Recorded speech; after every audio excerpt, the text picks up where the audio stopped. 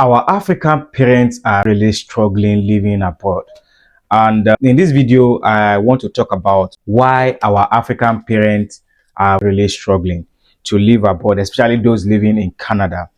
I've actually had conversation with people who are raising kids here, and so many times they'll tell me that sometimes raising kids back home is better than raising kids in a Western culture or raising kids abroad.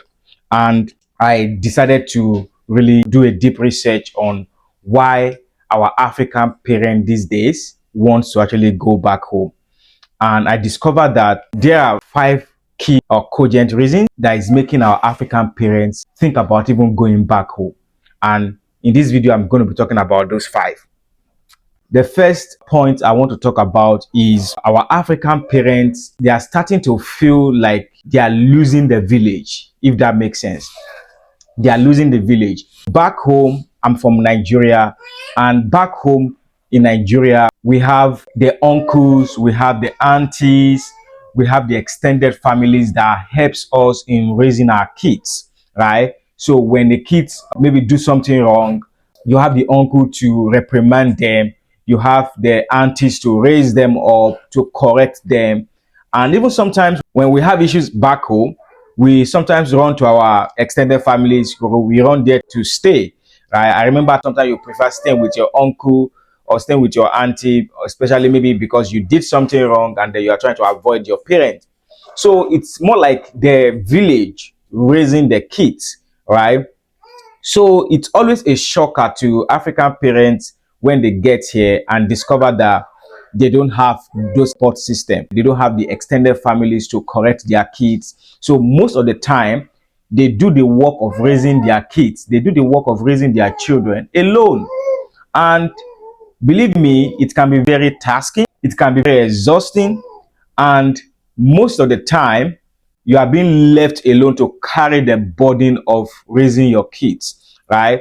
And I want to believe that most of us that actually turn out all right was as a result of the input from our uncles, the input from our aunties, the input from our biological parents. But here abroad, or especially here in Canada, people always raise their children themselves. And not just that, even people that are close to you, you don't want them close to your children because you don't know the kind of values they are going to pass across to your kids. You don't know the kind of values they are going to pass across to your young ones. So most of the time, even when you have friends that are willing to take in your kids or to correct them, we are always very reserved. We always backtrack in a way whereby we try to refuse those extended gesture. So we don't want them very close because we don't know what they are bringing to our kids. And in a way, I feel it is exhausting. And that is why most African parents are really considering probably even going back to Africa or maybe take their kids back to Africa to have your uncles, your aunties help raise your kids. Although there are some downside to that, but in a way, I think there are more goods to that, having the village raise the kids. I think there's an adage that says it's the village that raised the kids, right? So because even when you are doing something wrong outside there, your neighbors can actually correct you and there's no repercussion to that. But here, you don't even have neighbors. You don't even know your neighbors. I live in an apartment and my next neighbor, I don't even know who they are.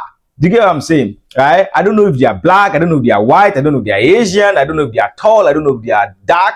I have no idea who I'm living with. And that is, for the most part, that's the reality of living abroad when you don't even know your neighbors. So how then will your neighbor correct your kids even when they see them doing something wrong out there? So even when your kid is doing something wrong outside in town, there is high chance that if you don't see them, there is no way you are going to know. And that's why a lot of kids get away with a number of things here abroad. And I think another point that I want to mention is the fact that most children become stranger to their culture. And I think African parents, they are starting to see the reality of I believe so well that so many African parents, before they travel abroad, they have their expectations, right? So many people travel because of safety. So many people travel because of a better life. But when they get here, they discover that their kids are a stranger to the culture, to the values they were taught. Because African culture is so different from a Western culture. And the values, the norms, they are also very different. Back in Africa, respect is a thing. We respect our elders, we respect grown-ups. Even when we are talking to our uncles, when we are talking to our auntie or people that are older than us, there's a connotation, there's a way we call them, there's a way we talk to them, right? We put a little bit of respect. But here, it's more or less like everybody is on the same level, right? So the culture, the values are really different. And I think African parents are finding it really hard, right, to imbibe those cultures, those values they have back home, to imbibe it in their kids, right? Because most of the time that you spend with your kids are so minimal, because you have 24 hours. In these 24 hours, there's time to sleep, there's time to cook, there's time to do all those personal stuff, and then there's time to work, right? So for the most part, your kids are actually spending more time in school. So these are places where they cultivate their own culture. These are places where they get their own values. These are the places where they take what shaped them up, right? So African parents are finding it really difficult, because with the little time that they have, it's still so difficult to imbibe the African values, the African culture that shaped them up while they were young, right? And I think African parents are finding it so difficult. And I think these are one of the major reasons why so many African parents, they are having this reality check, and most of them are even considering going back home. Another thing I want to talk about, which is very key, is although most African parents, they are really facing it financially, but I want to say it's not even financially. I think it's all around. It's more like living in a survival mode. They are having it difficult financially. They are having it difficult emotionally. They are having it difficult all around, all ramifications of their life.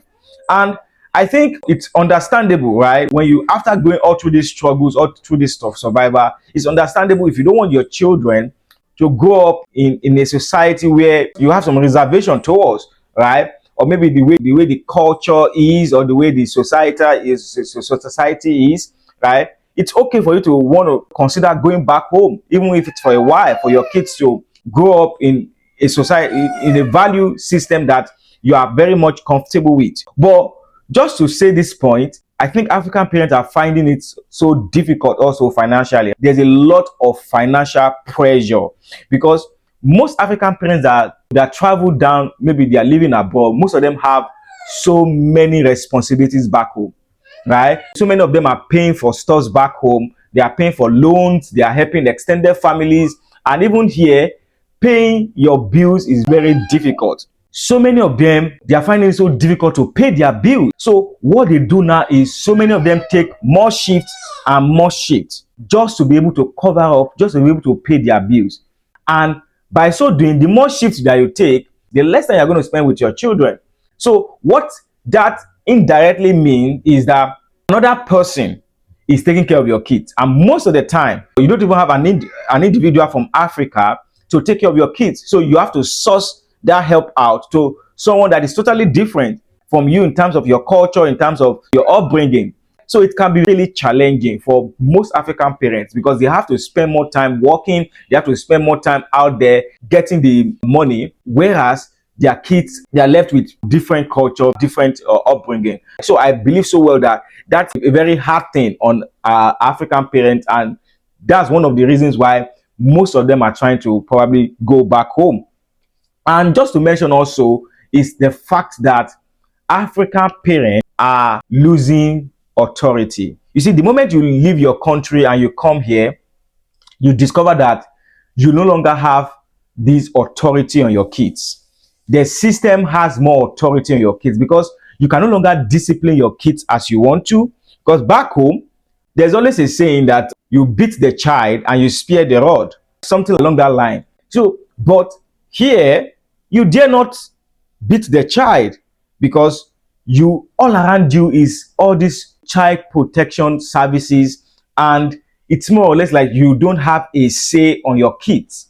So there's some level of pampering. Of course, it's good to pamper your kids, but it's beyond normal the moment you move down here, because it's more or less there's limitations to how well you can discipline your children. It's more or less like your kids belong to the government. And one thing that you don't want is, as a parent, I'm a dad myself, is to lose that ability, to lose that power to be able to raise my kids the way I want. Because out there is so wild. The government, they don't really care about your kids, so to say. They give freedom, and sometimes too much freedom is a bad thing.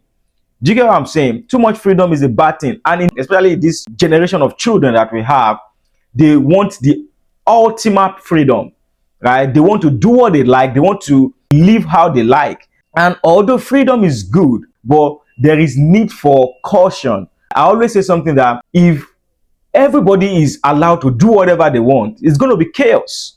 Do you get what I'm saying? But as parents, they've lived, they've seen life, they've seen the ups and downs. So many times we want to guide our children not to make the same mistakes that we made, or to guide our children not to lose it out there in the wild, right?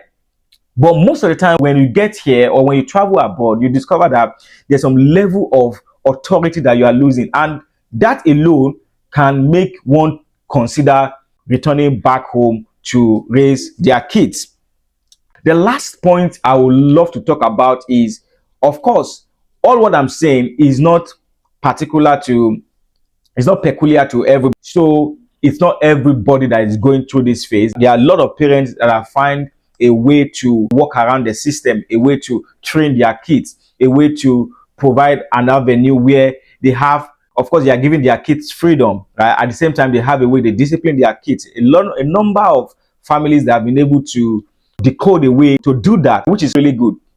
And I'm thinking of making a video on how so many African parents have been able to devise a means to address all this problem, to address all this issue.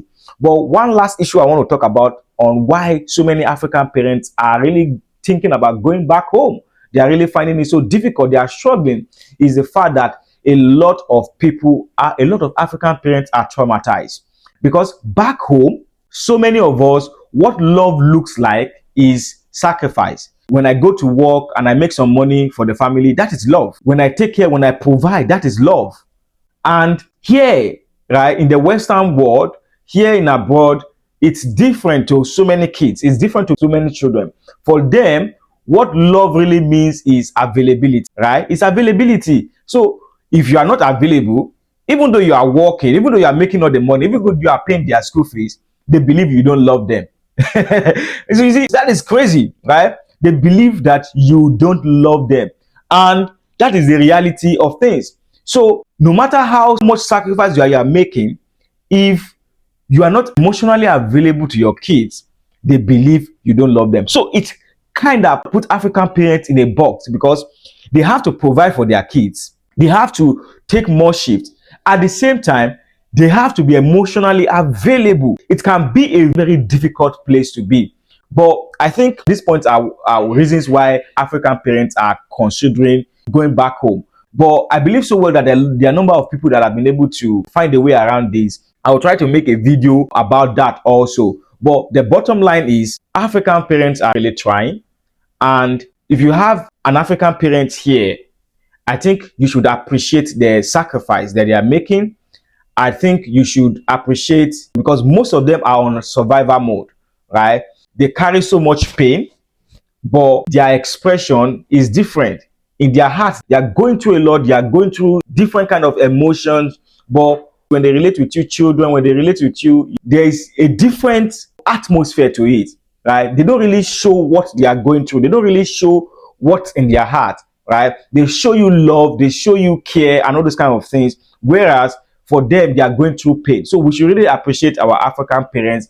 And to those who are maybe back home and I think they are thinking of actually moving down here, there is need for you to be aware of all this and better prepare on how to navigate these hurdles, how to navigate all through these things, so that when you get here, you will not be shocked.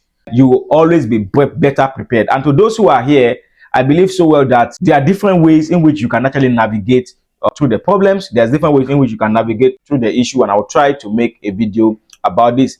And that is the honest conversation I want to have with you. But whatsoever that you are doing, I believe so well that you are doing well. So please like and subscribe, and I will see you in the next video.